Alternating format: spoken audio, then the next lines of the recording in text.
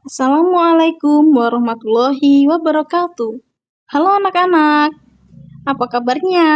Pasti baik ya. Perkenalkan, nama saya Jinita Rahmanur Maharani. Ingin mengenalkan kepada anak-anak tentang penggolongan hewan, mengenal hewan berdasarkan struktur tubuhnya. Yang selanjutnya, penggolongan hewan.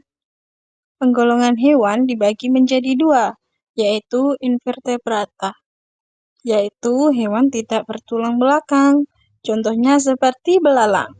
Dan yang kedua, vertebrata, hewan yang bertulang belakang, contohnya burung. Yuk simak selanjutnya. Nih, simak tentang hewan tidak bertulang belakang, yaitu invertebrata. Hewan tidak bertulang belakang merupakan golongan hewan yang paling banyak ditemukan di muka bumi. Hewan ini hidup di lingkungan yang beragam, mulai dari hutan, gua, hingga di dasar laut.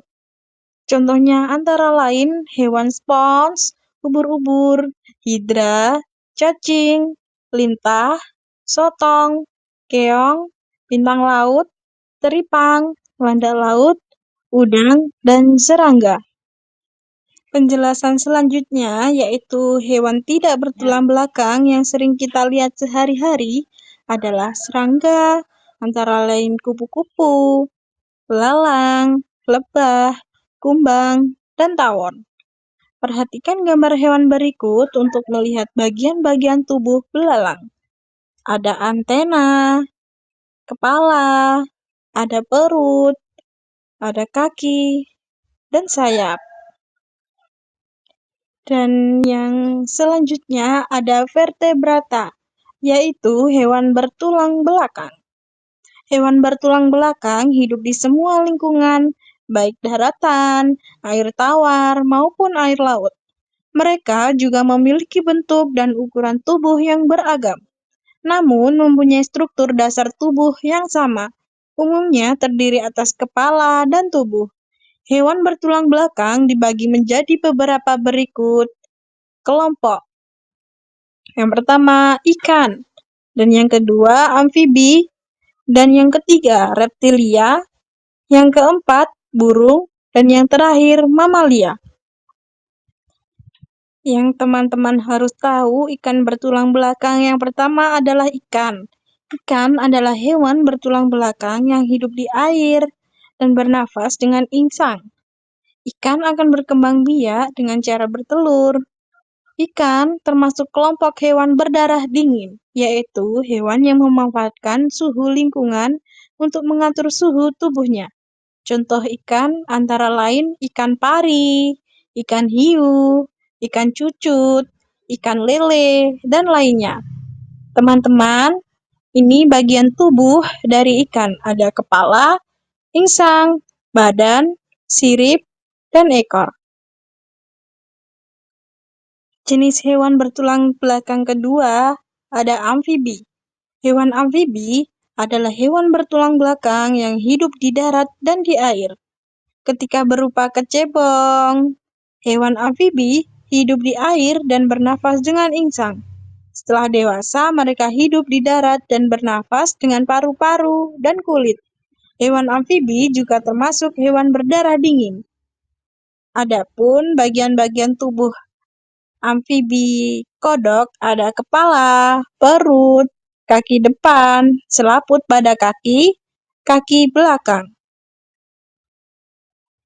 Tetap di hewan golongan bertulang belakang, masih banyak lagi tentang reptilia.